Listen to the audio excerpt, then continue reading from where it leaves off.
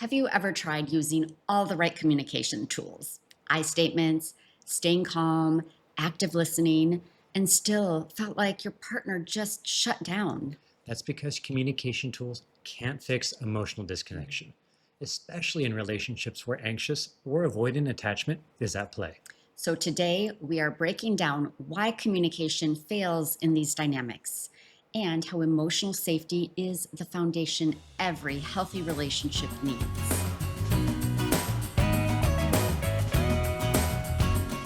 Hi, friends, and welcome back. And if you're new here, welcome to our community. I'm Tehrina. And I'm Joel. We're licensed therapists with 30 years of experience between us, here to help you heal from anxious attachment, stop chasing unavailable love, and build the secure relationships and community you deserve. And the community we're building here really matters to us. Because let's be honest, we wouldn't be here if there weren't a deep need for more honest, healthy human connection. Our goal is to support you in creating emotionally safe, secure relationships. And the best way for us to do that is by listening to what you need. We read every comment and we shape our content around what you're going through. For example, today's video was inspired by one of our subscribers, Najuma, who left this thoughtful reflection after watching one of our early roleplay videos. She wrote, "This is a good opportunity for most of us to witness such a healthy role model. I appreciate that. The foundation of having difficult conversation is cultivating psychological and emotional safety, I think. A separate video on what safety is and the type of safety and its components and how to build it in our relationship with others would be much appreciated." Najuma, you captured it perfectly. Emotional safety really is the foundation that makes all those communication tools actually work. So if you're looking for a place that centers real connection and real growth, we'd love to have you here. Feel free to subscribe or just keep showing up. We're glad you're here. Based on decades of relationship research and our clinical experience, we've identified 5 core components of emotional safety in relationships. Think of these as the pillars that support all healthy communication. The first pillar is attunement. This is being emotionally present and truly tuned in to one another. It's that moment when your partner walks in and something feels off. Instead of staying distracted or brushing it aside, you gently turn toward them and say, "Hey, you seem a little quiet. Are you okay?" That simple check-in shows you're paying attention, and that kind of presence builds emotional safety over time. The second pillar is non-defensive listening, being able to hear your partner's feedback without immediately shutting down or striking back. It's not about agreeing with everything they say. It's about staying open enough to respond with curiosity instead of defensiveness. Even something as simple as, "Tell me more. I want to understand where you're coming from," can completely shift the energy in a conversation. The third pillar is validation.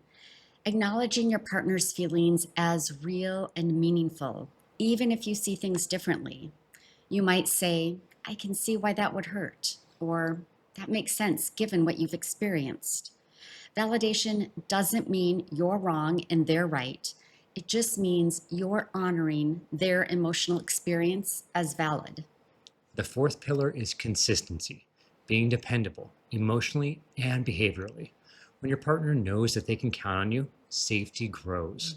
It's in the follow through, showing up when you say you will, responding to bids for connection, and keeping your word. And in conflict, it might sound like, "I need a little time to cool down, but I promise I'll come back and talk when I'm ready." That kind of consistency builds long term trust. And finally, the fifth pillar is repair, the willingness to take responsibility and reconnect after things go sideways, and they will. Conflict happens in every relationship, but what matters most is what happens next. Repair might sound like, "I didn't handle that well, and I'm sorry. Can we please try again?" When couples make repair a priority, emotional safety becomes something you can rely on, not something you have to tiptoe around. If you're struggling to repair after conflict, we've created a free conflict repair worksheet you can download using the link in the description. It walks you step by step through building safety even when emotions are high. So, how do you actually build emotional safety in a relationship, especially if it's been missing for a long time? Well, the good news is that it's never too late to start creating it, even if it's been missing for years. Start small. Building emotional safety happens in everyday moments, not just during conflicts. Simple actions like putting down your phone when your partner speaks, making eye contact, and responding with interest build safety over time. Practice non-defensive responses. Instead of immediately defending yourself when your partner brings up a concern, try responses like, I can see why you'd feel that way, or help me understand more about your perspective. Validate before problem solving. When your partner shares a struggle, resist the urge to immediately offer solutions. Instead, try, that sounds really difficult, or I can imagine that would feel frustrating. If you'd like to see a really funny take on this, type into YouTube search, It's Not About the Nail, after you finish watching this, of course. Make repair a priority. When interactions go poorly, don't just move on and sweep things under the rug. Instead, circle back with something like, I didn't handle that well earlier. Can we try again? Or, I'm sorry I got defensive. Your feelings are important to me. Be consistent with your availability, responding to your partner's bids for connections, even small ones like sharing an observation or asking a question, build trust over time. If you struggle with creating emotional safety, it might be related to your attachment style. Our free boundaries and attachment styles quiz can help you identify your patterns, and you'll receive personalized strategies for building more secure connections. And the link for this free quiz is in our description. Let's see how this works in a real scenario. Imagine a partner saying, You're always on your phone when I'm trying to talk to you. An emotionally unsafe response might sound like, that's not true. I put my phone down plenty of times. You just never notice when I do pay attention to you. This response creates danger by being defensive, invalidating, and counterattacking, essentially saying the problem is their perception, not your behavior. An emotionally safe response might sound like, you're right, I have been distracted with my phone a lot. It makes sense you'd feel unimportant when I do that. I want to be more present with you. Can you help me understand what you need? This response builds safety by validating their concern, taking responsibility, and showing a desire to meet their needs better. Notice how the emotionally safe response doesn't require perfect communication skills. It simply creates an environment where the other person feels seen, heard, and respected. The science of emotional safety in relationships is fascinating and well documented. Dr. John Gottman's research at the University of Washington has shown that couples who create what he calls a culture of appreciation have significantly higher relationship satisfaction and lower divorce rates. Brain imaging studies reveal that when we feel emotionally unsafe, our amygdala, the brain's alarm system, activates, essentially putting us into fight, flight, or freeze. When this happens, blood flow is diverted away from our prefrontal cortex, which is the part of the brain responsible for complex thinking, problem solving, and empathy.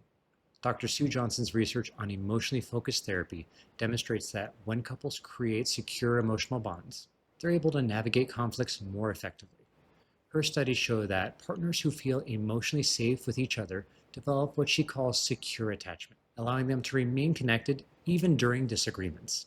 And this is especially important in relationships where one partner has anxious attachment and the other leans avoidant.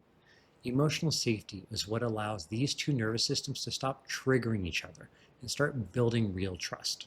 Particularly relevant to our topic today, a 2019 study published in the Journal of Social and Personal Relationships found that perceived emotional safety was the strongest predictor of relationship satisfaction, more important than communication skills, shared interests, or even sexual satisfaction. And the most promising research comes from the field of interpersonal neurobiology, where Dr. Dan Siegel has shown that emotional safety actually changes our neural pathways over time. When we consistently experience safety with a partner, our brains literally rewire, making us more resilient to stress and better able to stay connected during difficult conversations. So let's get to the heart of it. One of the most painful experiences in relationships is trying your absolute best to communicate well, using all of the skills you've learned, only to end up still feeling misunderstood, dismissed, or attacked. And what makes this particularly frustrating is that most relationship advice focuses on communication techniques like I statements and active listening, without acknowledging that these tools simply don't work when emotional safety is missing. It's like trying to build a house on sand. The foundation isn't stable enough to support the structure. Joel mentioned John Gottman's research on creating a culture of appreciation. And what's powerful about this research is the specific 5-to-1 ratio Gottman discovered. It's 5 positive interactions for every 1 negative. Think of it like an emotional bank account.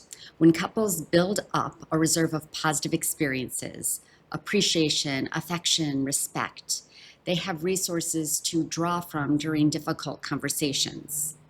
In my work with high conflict couples, I actually pause teaching communication techniques at first. Instead, I ask them to focus on rebuilding their emotional bank account using this 5-to-1 ratio. Why? It's because trying to navigate conflict from an emotional deficit almost never works. Because no matter how perfect your communication skills might be, those skills only become effective once there's a foundation of goodwill and appreciation to support them. The truth that's hardest to accept is that many of us didn't grow up experiencing emotional safety in our families of origin.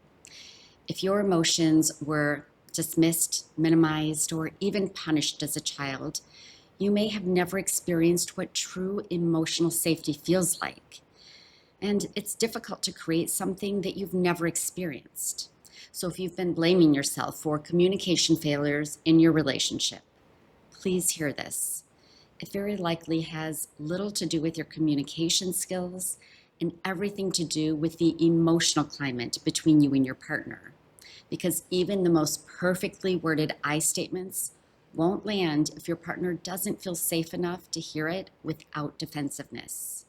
As Najuma powerfully observed after watching our roleplay video, the first response was invalidating for her. He was defensive. The third response was best, reflective listening, asking for clarification, her being heard, seen, and understood. Najuma recognized that defensiveness creates emotional danger, while reflective listening creates safety. And this insight gets to the core of what we're discussing today. Emotional safety is what allows communication tools to actually work. The success of creating emotional safety isn't measured by having perfect conversations or never triggering each other. Instead, success means creating an environment where both partners know that even when things get difficult, they'll still be respected, their feelings will matter, and repair will always be possible. Perhaps the most transformative approach to communication isn't learning more techniques, but rather intentionally building a foundation of emotional safety first. Because when both partners feel secure in the relationship, even imperfect communication tends to land well, because this is the bedrock of trust and goodwill. Your need for emotional safety isn't being too sensitive or high maintenance. It's a fundamental human need for connection and security. The journey toward healthier communication begins with honoring this need as valid rather than apologizing for it. As we wrap up, we wanted to address some of the most common questions we've received in the comments section and how they may come up related to what you're learning here about emotional safety. Question 1. What if I'm the only one trying to create emotional safety in the relationship? I feel like I'm doing all the work and my partner just shuts down or avoids hard conversations. This is such a common concern. The reality is, one person can absolutely begin shifting the emotional climate of the relationship. When you consistently practice emotional safety on your end, staying non-defensive, validating, and making repair attempts, you're modeling what safety looks like. This doesn't mean your partner will immediately reciprocate, but it does create the conditions where change becomes more possible. That said, it's important to acknowledge that creating emotional safety can't be completely one-sided long-term. While you can initiate positive change, both partners eventually need to participate for the relationship to truly thrive. If you've been consistently creating safety for months and see no reciprocity, it might be time to have a direct conversation about what you need, or consider working with a couples therapist. Question 2. What if I never learned emotional safety growing up? How do I build something I've never felt?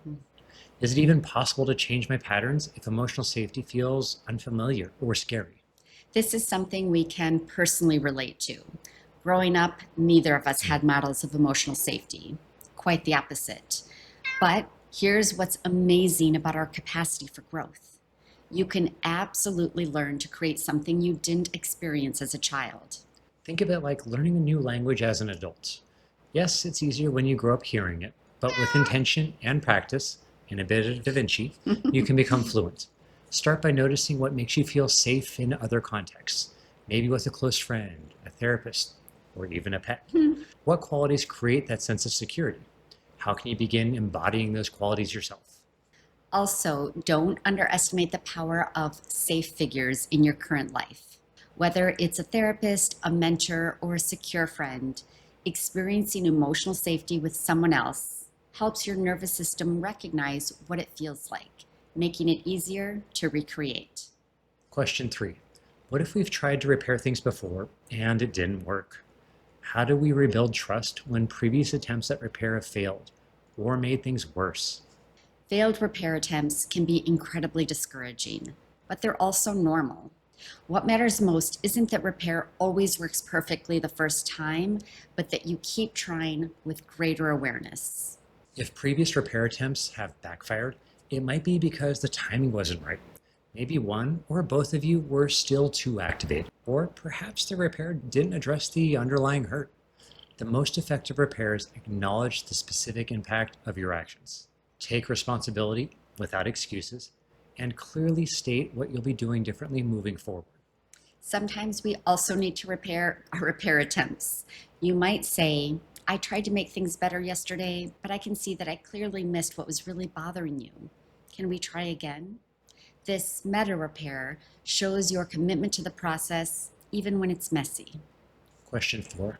How do I bring this up to my partner without them getting defensive? I want to talk about building emotional safety, but I don't want it to come off like a criticism.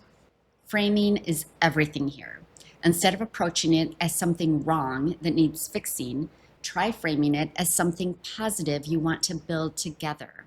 You might say, I've been learning about emotional safety in relationships, and I'd love for us to create more of that together. I think this would help us both feel more connected. Another approach is to take ownership of your role first. I've been noticing ways I can make our conversations feel safer for you, and I'd like to work on that. I'm also wondering if there are things that would help me feel more emotionally safe when we talk about difficult topics. And timing matters too. Bring this up during a calm, connected moment, not right after an argument. You might even share this video as a starting point for the conversation. Question 5. Does emotional safety mean I can never get upset or reactive? Sometimes I get triggered and say things that I regret. Can we still have emotional safety if I mess up? Emotional safety isn't about being perfect. It's about creating a relationship where imperfection is expected and repair is consistent. Everyone gets triggered sometimes. Everyone says things they regret. What matters isn't the absence of these moments, but what happens afterward. In emotionally safe relationships, partners understand that reactivity will happen, but they commit to circling back, taking responsibility, and reconnecting. This reliability, knowing that repair will come, is what creates safety over time, not an unrealistic expectation of never getting upset. Remember, the goal isn't perfection, it's progress. As you practice these skills, your reactions will become less intense and less frequent.